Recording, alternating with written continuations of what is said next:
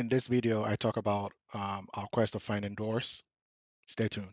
This is Eric, and welcome to Ghana Bakweku YouTube channel, where we document the building process for our dream home in Ghana, West Africa. We hope that you find the content we share helpful, encouraging, and hopefully educating as well. Hello, everyone. Welcome back to the channel. Before we get into the video, I wanted to take an opportunity or this opportunity to thank all our subscribers, all of our 490 something plus subscribers. I want to also take this opportunity to thank all you returning viewers. As you can see on this image, there are more people here who return and watch our videos than are there who are subscribed.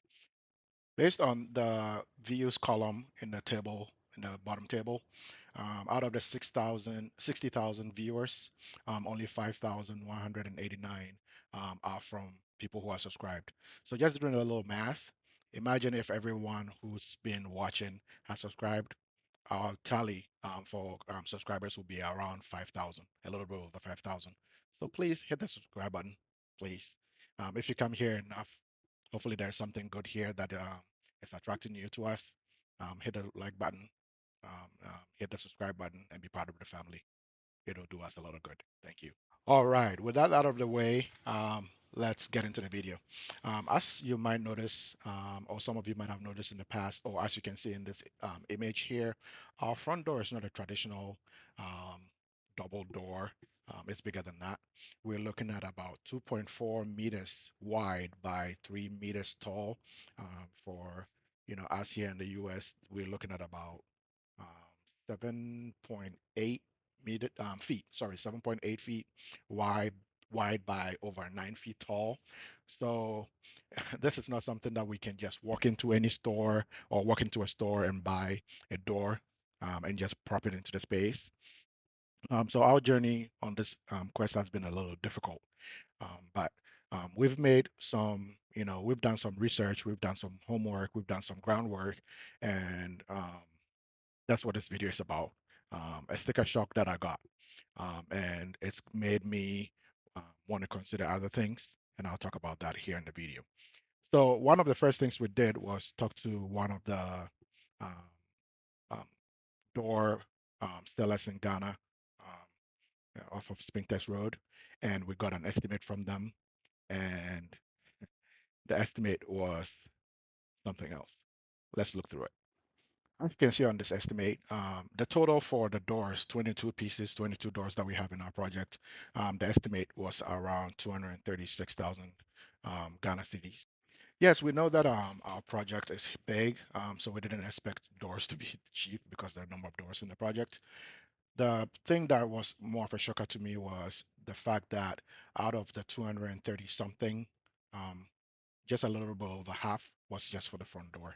And that got me into thinking, is there something else I could do um, to look into making our expense a little, um, you know, more manageable? So what I ended up doing was do some research. I went onto the internet. I found some, companies in Turkey that I could talk to. I found some companies in China that I could talk to, and then I also found a local artist and a local carpenter that I talked to. And based on some of the work he did, we went back and forth. Now the decision has not been made on what to do, right? Because we have to factor in security. We have to factor in the finished product because if you're buying a door that's already been made, you know what you bought, right? You can see it before you bring it to that project. If you're having someone do stuff for you, then we go back to that 90% great. Um, the last 10% isn't that great problem we have with Ghanaian artisans, but at least it's something that is worth considering. So that's what we did. To me, um, for this company that gave us this 120,000 Ghana cedis estimate for the front door by itself, the front pivot door. I think they were trying to get us to not use a custom build so that they could sell us what they had. So they insisted on us reducing the space, which for us was a no-go because we didn't want to change the look of especially the main entrance, right? If for some side door that's different, but for the main entrance, right, the the statement piece, we didn't want to um, cut corners of that.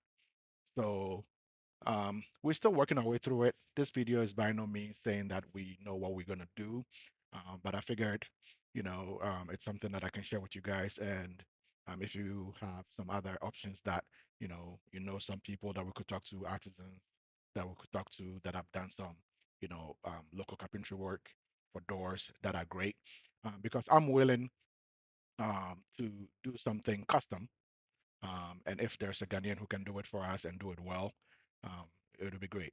This person that we're talking to said that he could do it for us, and what he says he would do is have a galvanized steel frame, sorry, a galvanized steel plate door fabricated and then cladded with wood, right, to give us the feel that we want. Because what we want, as seen in the pictures um, shown earlier, is to have a wood-looking, grand pivot door, right? And if this person can do the work and do it well, um, then it's worth taking a chance.